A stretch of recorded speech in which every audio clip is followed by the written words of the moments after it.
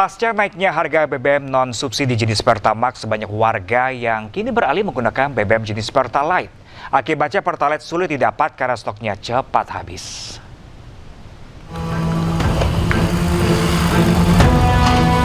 Lonjakan harga Pertamax dari Rp12.300 menjadi Rp16.250 membuat pengeluaran harian warga membengkak.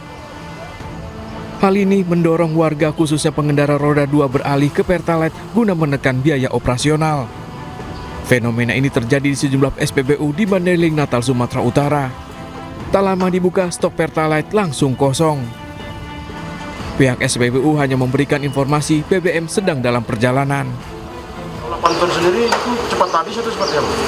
Cepat lah bang, mulai jam 8, jam 12 pun udah habis. Setengah hari jadi jualnya ya? Iya. Banyak nggak yang kecewa masyarakat? Banyak bang. Meski tidak digunakan untuk kendaraan angkutan atau industri, kenaikan BBM non-subsidi telah berimbas pada masyarakat, terutama kelas menengah. Dari Mandailing, Natal, Sumatera Utara, Ahmad Hussein Lubis, iNews melaporkan. Di tengah kenaikan harga BBM non-subsidi, polisi ungkap penimbunan BBM jenis solar di Bangka Belitung. Pelaku menimbun 8.000 liter solar subsidi, diduga untuk dijual kembali dengan harga yang lebih tinggi. Rekaman CCTV memperlihatkan sebuah truk mengisi BBM subsidi jenis solar di salah satu SPBU di Bangka Barat. Truk diduga disalahgunakan untuk keuntungan pribadi pelaku. Turun. Polisi menggerebek tempat penyimpanan dan penimbunan BBM subsidi. Di sebuah gudang, polisi mendapati BBM subsidi jenis solar yang tersimpan di dalam puluhan drum, jerigen, dan toren berkapasitas besar 8.000 liter. Polisi mengamankan 3 pelaku. Solar subsidi diperoleh dari sejumlah pengecer yang membeli BBM di beberapa SPBU wilayah Mentok. Solar kemudian dikumpulkan di rumah salah satu pelaku sebelum didistribusikan ke gudang penampungan di Jebus untuk dijual kembali dengan harga yang lebih tinggi. Di tangan pelaku, petugas berhasil mengamankan 8.000 liter, kurang lebih 8 ton solar bersubsidi. 3 tersangka menjalani pemeriksaan, sementara barang bukti diamankan di Mapolda Bangka Belitung. Dari Pangkal Pinang, Bangka Belitung, Haryanto, iNews melaporkan.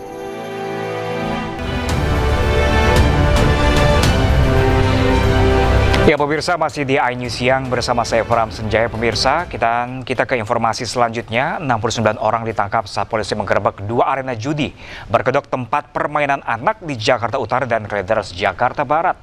Omset arena judi ini mencapai 2,1 miliar per bulannya. Polisi menggerebek 2 lokasi arena judi di kawasan Jakarta Utara dan Pegadungan Kalideres, Jakarta Barat. Untuk menyamarkan aksinya, uang tunai para pemain ditukar dengan voucher. Di lokasi, polisi mengamankan 34 orang pemain judi, sementara pemilik dan pengelola ditangkap di 2 lokasi yang berbeda. Mengejutkan, selama 1 tahun, omset dari aksi perjudian ini mencapai 2,1 miliar rupiah per bulan. Lakukan penangkapan terhadap 69 orang pelaku perjudian dengan modus time zone. Adapun penangkapan dilakukan secara simultan di 2 lokasi, yaitu di Disney Time Zone di Jakarta Utara dan Sky Time Zone yang berada di Jakarta Barat. Di dalam menyembunyikan dan menyamarkan transaksinya, para pelaku mengkonversi deposit dengan cara uang cash dikonversikan menjadi voucher. Kemudian voucher tersebut dikonversikan menjadi kredit permainan. Atas hasil kemenangan permainan, kredit tersebut dikonversi menjadi logam mulia dan uang cash. 37 pelaku dan barang bukti diamankan di gedung Ditreskrimum Polda Metro Jaya. Para pelaku dijerat pasal tentang perjudian dan tindak pidana pencucian uang. Dari Jakarta, Helmi Sajangbati, iNews melaporkan. Sementara itu pemirsa, sejumlah artis selebritis diperiksa polisi terkait kasus travel umroh Hanania Group di Jakarta. Para artis diperiksa sebagai saksi.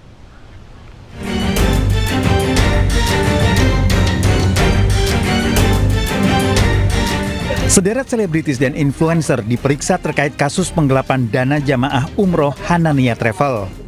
Pasangan selebriti Roger Danuarta dan Cut Meriska diperiksa polisi. Keduanya diperiksa selama lebih 5 jam dan dilakukan sebanyak 30 pertanyaan oleh penyidik terkait perjalanan umroh yang diterimanya dari Hanania Travel.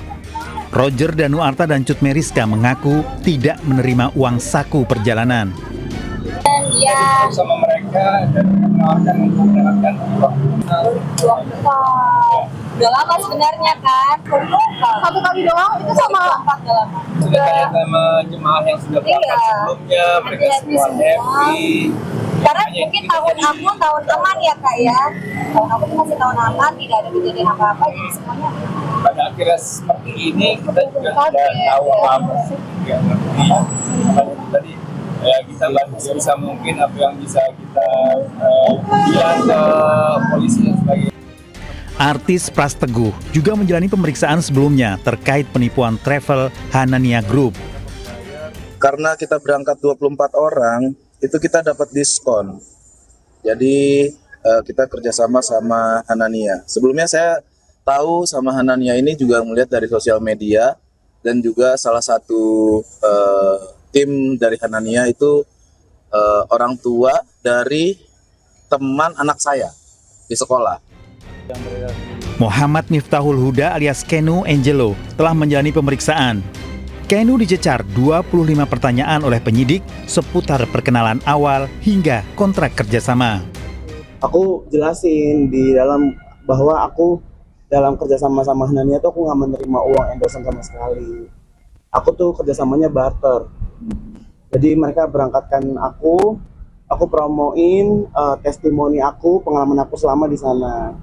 Aku juga bawa rekening koran aku.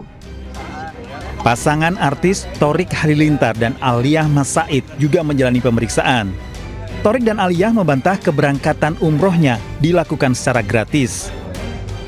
Kaget banget dengan berita yang terjadi, berseliweran dan lain-lain. Terus ketika dapat panggilan dari polisi, kita juga langsung kita balas, kita siap membantu apapun itu yang bisa kita kasih.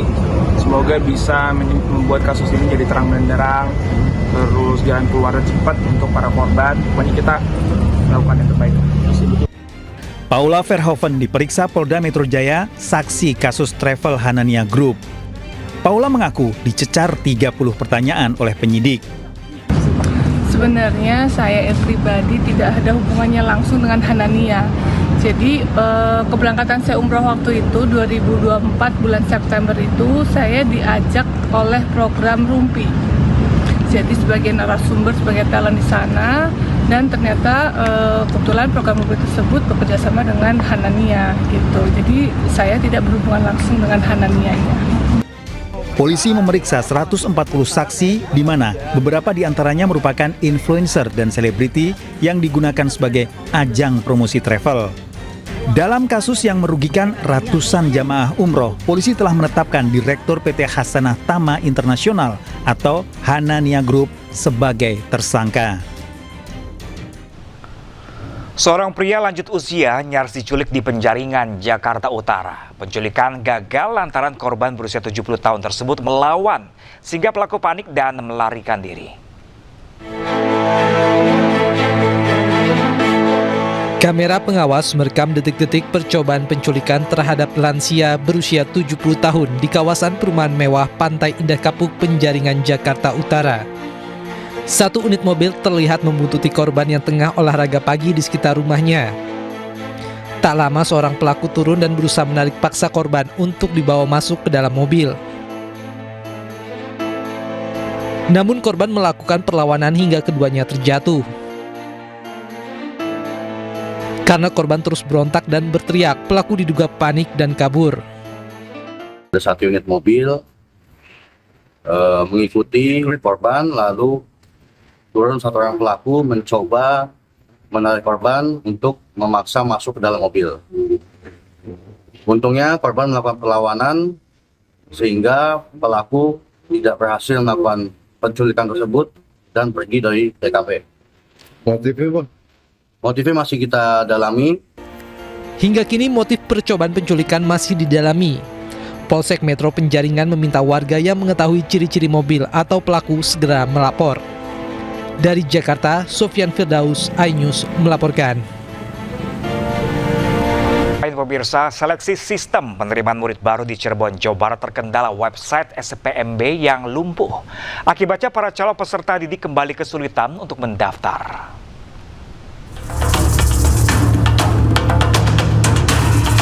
Dalam beberapa hari terakhir, calon peserta didik dihadapkan dengan sejumlah kendala saat melakukan proses pendaftaran siswa baru jenjang SMA. Mulai dari situs SPMB yang sering mengalami gangguan hingga sulitnya mencabut berkas pendaftaran di sekolah pilihan pertama.